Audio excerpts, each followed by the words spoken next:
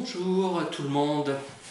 À force de parler des vieux pédophiles abjects, monstrueux, sordides, lamentables, au crâne rasé et à tous ceux qui les défendent, qui ne sont guère mieux, et tous ceux qui les ont invités dans leurs émissions littéraires, au lieu de parler d'auteurs de romans de gare qui écrivent pour des nigauds, des bécasses et des gens complètement incultes sans doute, je vais essayer de parler de la vraie écriture, celle de gens qui ne sont pas forcément des génies, mais qui essaient d'écrire quelque chose de cohérent et qui ne flatte pas forcément le goût des vieux pédophiles et des gros abrutis. Voilà.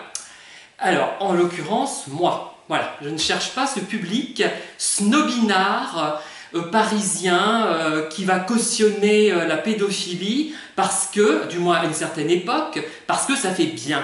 Voilà, c'est lamentable. Ces gens, je les méprise profondément.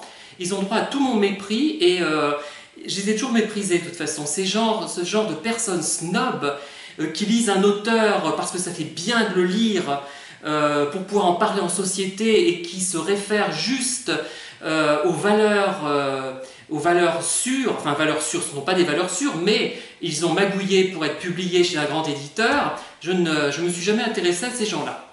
Mais cependant, je vais peut-être en tirer quelque chose puisque j'envisage d'écrire moi aussi un livre nul que je publierai sous un pseudo et que je diffuserai certainement en e-book sur Amazon.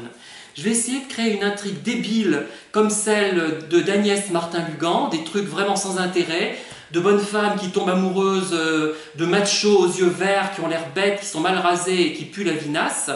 Je vais faire ça, je vais essayer pour m'amuser, en parodie peut-être, mais je ne dirai pas que c'est moi.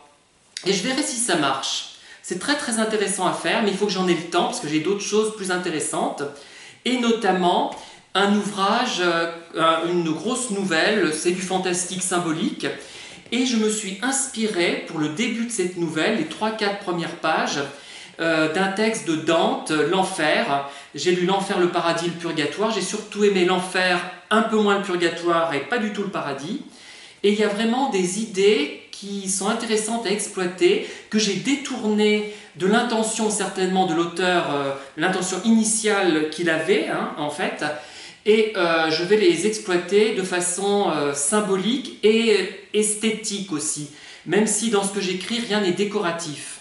Voilà. Et je ne sais pas si je vous tiendrai au courant pour le livre bidon que je vais écrire, mais j'attendrai quand même donc de l'avoir écrit complètement et surtout d'avoir eu des lecteurs, de me rendre compte combien de lecteurs j'obtiens une fois que je l'aurai publié sous un pseudonyme. Alors là, il faut que je trouve le pseudonyme, peut-être un nom à rallonge, parce qu'il y a beaucoup d'auteurs qui ont des noms à rallonge. Martin-Lugan, ça fait tout de suite, ça en jette tout de suite, je trouve.